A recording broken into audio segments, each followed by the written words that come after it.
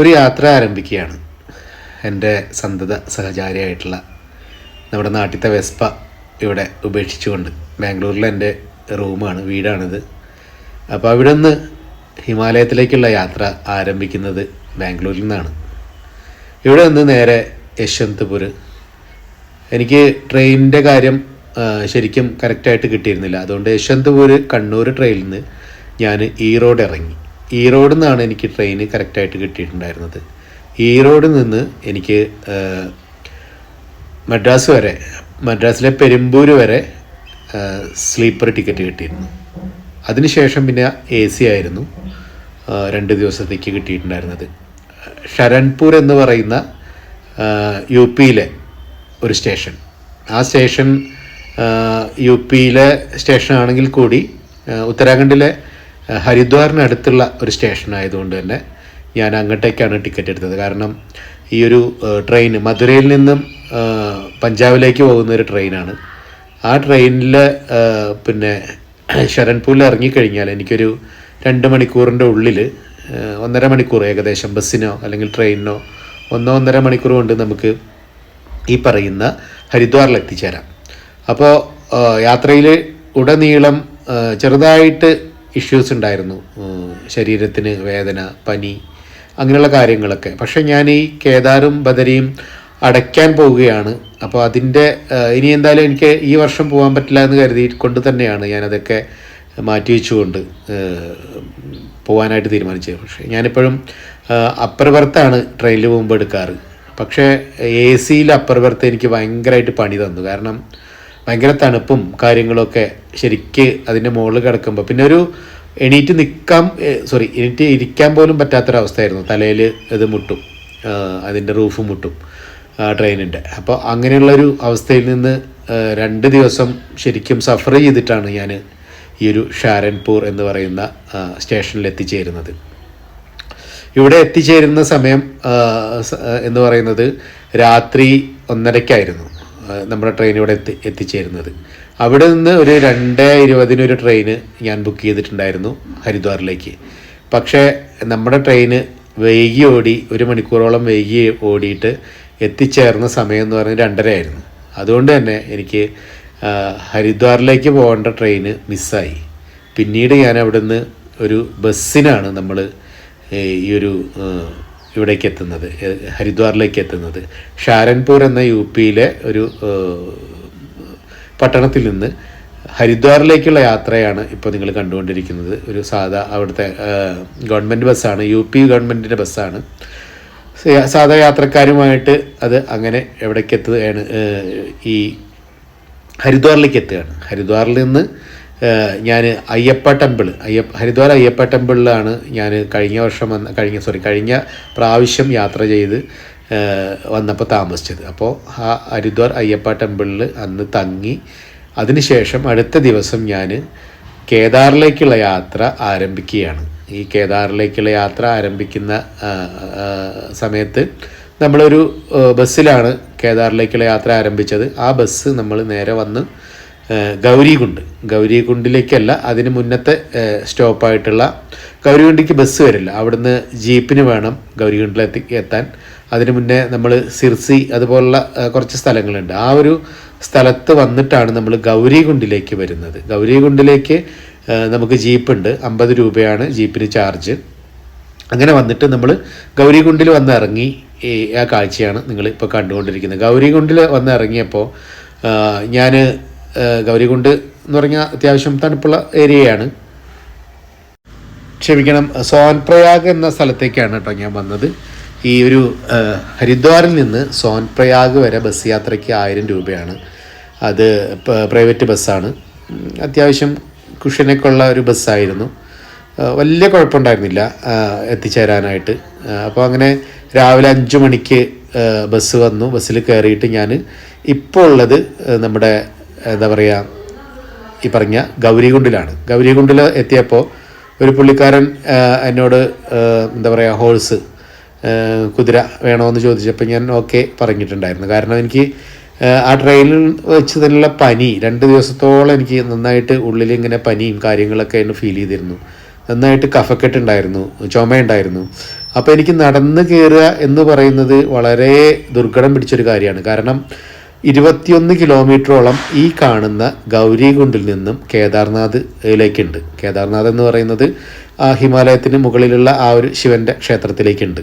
അപ്പോൾ ഞാൻ 21 കിലോമീറ്റർ അതിങ്ങനെ ചുറ്റി ചുറ്റി മുകളിലേക്ക് ഇങ്ങനെ കയറി പോകുന്ന കൊക്കകളും മലകളും കുന്നുകളും ഒക്കെ ഉള്ള ഈ ഒരു പ്രദേശമാണ്. അപ്പോൾ ശരിക്കും പറഞ്ഞു കഴിഞ്ഞാൽ നമുക്കത് എനിക്ക് പറ്റില്ലായിരുന്നു. കാരണം കഴിഞ്ഞ പ്രാവശ്യം ഞാൻ വന്നത് നടന്നിട്ടായിരുന്നു. എനിക്ക് ഫീൽ ചെയ്തിട്ടുണ്ടായിരുന്നു അവിടെ എത്തിയപ്പോഴേക്കും ചെറുതായിട്ട് ഹെൽത്ത് പ്രോബ്ലംസ് വന്നു. അപ്പോൾ ഈ പ്രാവശ്യം ഞാനതൊരു കെയർ ചെയ്തു. കാരണം ഞാൻ നടക്കുകയാണെങ്കിൽ പകുതി വെച്ച് കഴിഞ്ഞിട്ട് എനിക്ക് അവിടെ സ്റ്റേ ചെയ്യേണ്ടി വരിക, പനി അധികമാക്കുകയാണെങ്കിൽ എന്തായാലും 24-ാം തീയതിയൊക്കെ ആയിട്ട് ഈ നട അടയ്ക്കും. അപ്പോൾ പിന്നെ എനിക്ക് അവിടെ എത്താനായിട്ട് പറ്റില്ല. അങ്ങനെ ഞാൻ വീണ്ടും ഹോഴ്സ് എടുക്കാമെന്ന് തീരുമാനിച്ചു, കുതിരയെ എടുക്കാമെന്ന് തീരുമാനിച്ചു. അപ്പോൾ വരുന്ന വഴിക്ക് ഒരു പുള്ളിക്കാരനായിട്ട് പരിചയപ്പെട്ടു. അപ്പോൾ പുള്ളിക്കാരൻ്റെ അനിയൻ അവിടെ ഉണ്ട്. അപ്പോൾ എൻ്റെ നമ്പർ വാങ്ങിയിട്ട് പുള്ളിക്ക് കൊടുത്തു. വരുന്ന ജീപ്പ് നോക്കിയിട്ട് പുള്ളി അവിടെ കാത്തു നിൽക്കുന്നുണ്ടായിരുന്നു. എന്നിട്ട് ആ ഒരു പുള്ളിയാണ് എന്നെ ലീഡ് ചെയ്തത് ഇവിടുന്ന്. അദ്ദേഹം പറഞ്ഞു, വാ നമുക്ക് ഹോഴ്സ് ഉണ്ട്. അപ്പോൾ അതിൽ കയറ്റിയിട്ട് പുള്ളി പോയി. പക്ഷെ ഒരു പയ്യനായിരുന്നു എൻ്റെ ഒപ്പം ഉണ്ടായിരുന്നത് ആ ഹോഴ്സിനെ നോക്കാനായിട്ട്. അപ്പോൾ അവനും ഞാനുമാണ് പിന്നീട് ഈ ഒരു കേദാറിലേക്കുള്ള യാത്ര ആരംഭിക്കുന്നത്. അവൻ വലിയ കുഴപ്പമുള്ളവനായിട്ട് തോന്നിയില്ല. കാരണം അവൻ്റേതായ പയ്യനല്ലേ, അവൻ്റേതായ ചിന്തകളും കാര്യങ്ങളൊക്കെ ഉണ്ട്. അപ്പോൾ അവൻ എന്നെ അതിന് മുകളിൽ കയറ്റി. അവൻ എനിക്ക് തോന്നുന്നു പലപ്പോഴും കഴിഞ്ഞ പ്രാവശ്യം ഹോൾസ് ചെയ്തപ്പോഴും ചില സമയത്ത് ഇതിനെ നോക്കുന്ന പയ്യന്മാർ അവർ ബീഡി വലിക്കാനോ കഞ്ചാവ് വലിക്കാനൊക്കെ ആയിട്ട് അങ്ങോട്ട് കുറച്ച് മാറി നിൽക്കും, അല്ലെങ്കിൽ ഏതെങ്കിലും ഏരിയയിലേക്ക് മാറിപ്പോവും.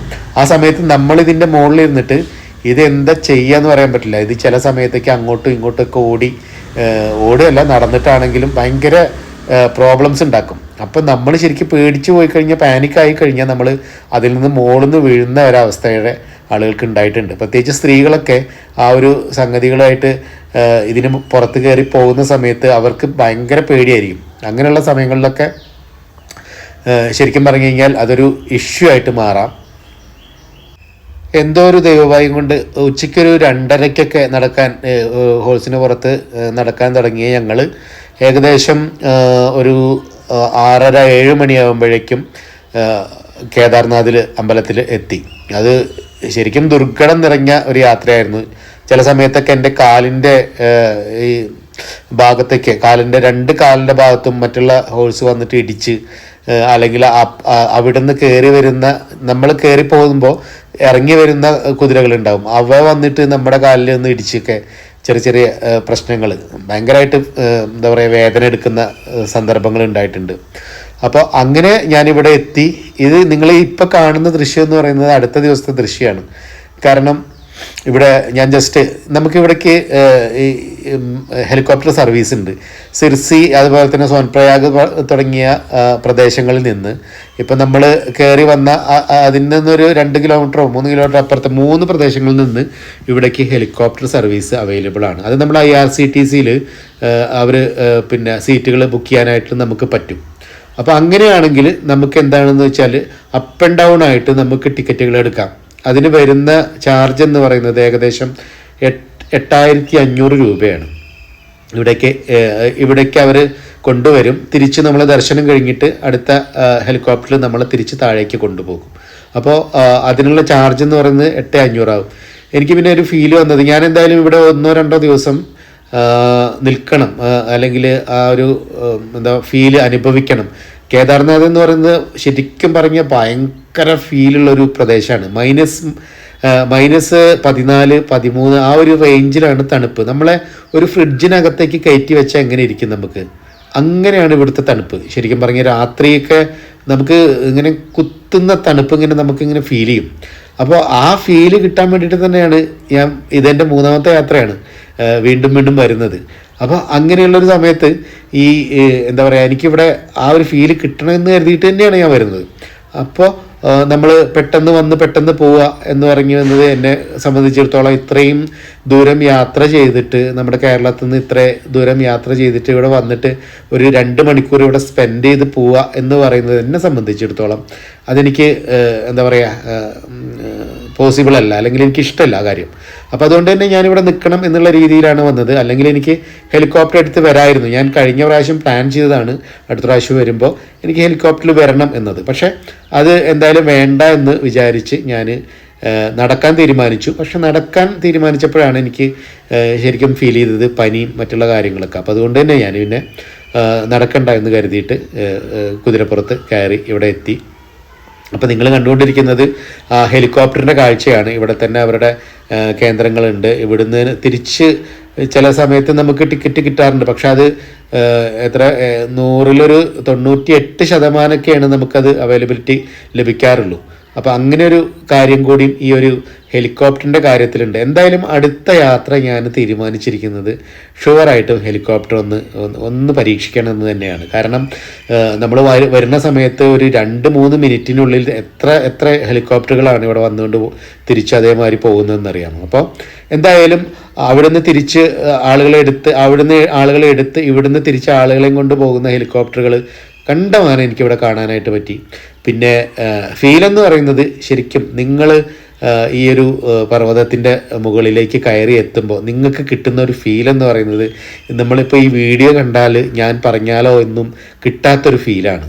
അത് ശരിക്കും പറഞ്ഞാൽ ഇവിടെ വന്ന് നിങ്ങൾ അനുഭവിച്ച് അറിയുമ്പോൾ മാത്രമാണ് എന്താണ് ഈ ഒരു കേദാർനാഥ്, എന്താണ് ഈ ഹിമാലയം എന്ന് നിങ്ങളുടെ മനസ്സിൽ അതിൻ്റെ ഫീല് വരുള്ളൂ. കാരണം ഇപ്പം ഞാനിങ്ങനെ പറയുന്നത് കേട്ട് നിങ്ങൾക്ക് വിചാരിക്കും, ഓ ഇവൻ എന്താണ് ഈ പറയുന്നത് എന്നൊക്കെ വിചാരിക്കും. പക്ഷേ ഈ ഒരു ദുർഘടമായ യാത്രയൊക്കെ തരണം ചെയ്തുകൊണ്ട് 3-ാമത്തെ പ്രാവശ്യവും എനിക്കിവിടെ വരാൻ തോന്നിയിട്ടുണ്ടെങ്കിൽ ഷുവർലി അത് നിങ്ങൾക്ക് കരുതാം.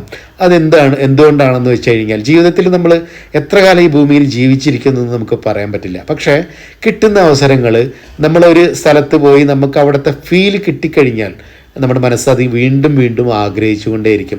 ഞാൻ ഒരിക്കലും ഈ ഒരു വർഷത്തെ യാത്ര പ്ലാൻ ചെയ്തിട്ടുണ്ടായിരുന്നു, പക്ഷെ നടക്കുമെന്ന് കരുതിയതല്ല. ഞാൻ ബാംഗ്ലൂരിലേക്ക് മാറി ആൽബിൻ, നമ്മുടെ സുഹൃത്തായിട്ടുള്ള ആൽബിൻ്റെ ഒരു കമ്പനിയായിട്ട് സഹകരിച്ചിട്ട് ഇവിടെ കാര്യങ്ങളൊക്കെ ചെയ്യുന്നുണ്ട്.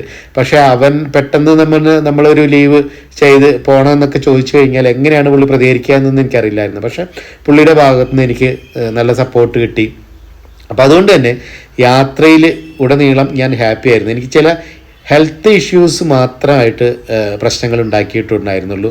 അതിനുശേഷമുള്ള എല്ലാ നിമിഷങ്ങളും ശരിക്കും ഞാൻ എൻജോയ് ചെയ്തുകൊണ്ടാണ് ഈ ഒരു എന്താ പറയുക കേദാർനാഥ് എന്ന് പറയുന്ന ഈ ഒരു പുണ്യഭൂമിയിലൂടെ എത്തി നിൽക്കുന്നത്.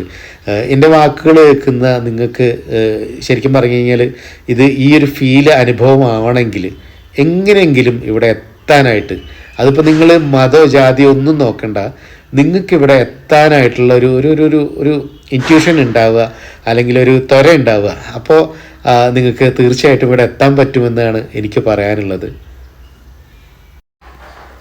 ഈ ക്ഷേത്രത്തെക്കുറിച്ച് പറയാനാണെങ്കിൽ ഇത് നമ്മുടെ ശിവൻ്റെ, മഹാദേവൻ്റെ ക്ഷേത്രമാണ്. ഏകദേശം എനിക്ക് തോന്നുന്നു കടലിൻ്റെ നിരപ്പിൽ നിന്ന് 3583 മീറ്റർ ഉയരത്തിൽ സ്ഥിതി ചെയ്യുന്ന ഒരു മഹാശിവക്ഷേത്രം. 12 ജ്യോതിർലിംഗങ്ങളിൽപ്പെട്ട ഒന്നാണിത്. ഈ 12 ജ്യോതിർലിംഗങ്ങളിൽ ഒന്നായിട്ടുള്ള ശിവൻ്റെ ക്ഷേത്രമാണ്. ആദിശങ്കരാചാര്യരാണ് ഈ ഒരു ക്ഷേത്രം പുനർനിർമ്മിക്കപ്പെട്ടത്. അദ്ദേഹത്തിൻ്റെ കൈകളിലൂടെയാണ് ഈ ഒരു ക്ഷേത്രത്തിൻ്റെ പുനർനിർമ്മാണം അല്ലെങ്കിൽ അതിൻ്റെ ഒരു പുനർനിർമ്മിച്ചതെന്ന് കരുതപ്പെടുന്നു. അതുപോലെ തന്നെ 6 മാസം ക്ഷേത്രം തുറന്നിരിക്കുകയും 6 മാസം അടച്ച് ഇടുകയും ചെയ്യുന്ന ഒരു ക്ഷേത്രം കൂടി. അത്തരം ക്ഷേത്രങ്ങളിൽ ഇന്ത്യയിൽ കേദാറും ബദരിയൊക്കെയാണുള്ളത്. അങ്ങനെ 6 മാസത്തോളം മാത്രം പ്രവർത്തിക്കുന്ന ഒരു ക്ഷേത്രം കൂടിയാണ്. ഇനി വരുന്ന ഇപ്പോൾ ഓൾറെഡി ഈ മാസം 24-ാം തീയതിയൊക്കെ ആയിട്ട്, ഒക്ടോബർ 24-ാം തീയതി ഇത് അടയ്ക്കും. അതിനുശേഷം ഇവിടുത്തെ വിഗ്രഹം ഉമിഘട്ടിയിലേക്ക്, ഏകദേശം ഇവിടുന്ന് ഒരു 60 കിലോമീറ്റർ താഴെയുള്ള ഉമിഘട്ടിലേക്ക് മാറ്റി അവിടെ ആരാധന ചെയ്യുന്നു എന്നതാണ് കാര്യം. അതുപോലെ തന്നെ എടുത്തു പറയേണ്ട വേറൊരു കാര്യം എന്ന് പറയുന്നത് 2013 പ്രളയം. അത് ഈ ഒരു ക്ഷേത്രത്തിന് ഒരു കേടുപാടും സംഭവിപ്പിച്ചില്ല എന്നത് തന്നെയാണ് ഇവിടുത്തെ ഏറ്റവും വലിയൊരു മഹത്തരമായിട്ടുള്ളൊരു കാര്യം എന്ന് ഞാൻ വിശ്വസിക്കുന്നു. കാരണം അതിന് മുന്നേ 2010 ഫസ്റ്റ് ടൈമിൽ ഞാനിവിടെ വരുമ്പോഴും അതിനുശേഷം 2023 വരുമ്പോഴൊക്കെ ആ ഒരു ഫീല് നമുക്ക് പല ഭാഗങ്ങളും കയറി വരുന്ന സ്ഥലങ്ങളൊന്നും നഷ്ടപ്പെട്ടിട്ടുണ്ടായിരുന്നു. ബ്രിഡ്ജുകൾ നഷ്ടപ്പെട്ടിട്ടുണ്ടായിരുന്നു. പക്ഷേ ഈ ഒരു ക്ഷേത്രത്തിന് അന്ന് ഇന്നും അതേ ഒരു കേടുപാടുകളും കൂടാതെ നിലനിൽക്കുന്നു എന്നറിയുമ്പോൾ ശരിക്കും അത് ദൈവത്തിൻ്റെ ഒരു മഹത്വമായിട്ട് നമ്മൾ കാണുകയാണ്. ശിവൻ്റെ ഒരു മഹത്വമായിട്ട് ഇവിടെ നിന്ന് നമുക്കത് ഫീൽ ചെയ്യുന്നത്. ഇവിടെ ഞാൻ പറഞ്ഞല്ലോ, തണുപ്പിൻ്റെ രാജകുമാരനാണ് ഇവിടെ. അത് ശരിക്കും നമുക്ക് രണ്ട് എന്താ പറയുക കോട്ടൊക്കെ ഇട്ടിട്ടാണ് ഞാൻ ഇതിൻ്റെ മുകളിൽ നിൽക്കുന്നത്. അപ്പോൾ എന്തായാലും ഇവിടുത്തെ പുതിയ കാഴ്ചകളായിട്ട് വീണ്ടും കാണാം. ഈ കേദാറിൻ്റെ എന്താ പറയുക കുറേ സ്ഥലങ്ങൾ ഇനിയും നമുക്ക് കാണാനുണ്ട്, ഇവിടുത്തെ കാഴ്ചകൾ കാണാനുണ്ട്. അപ്പോൾ ഇതുവരെ നമ്മൾ സബ്സ്ക്രൈബ് ചെയ്യാതെയാണ് നിങ്ങൾ വീഡിയോ കാണുന്നതെങ്കിൽ തീർച്ചയായിട്ടും നിങ്ങൾ സബ്സ്ക്രൈബ് ചെയ്യുക, മറ്റുള്ള ആളുകളിലേക്ക് ഷെയർ ചെയ്യുക. അപ്പോൾ ഇതിൻ്റെ ബാക്കി ഭാഗം നമുക്ക് അടുത്ത വീഡിയോയിൽ കാണാം.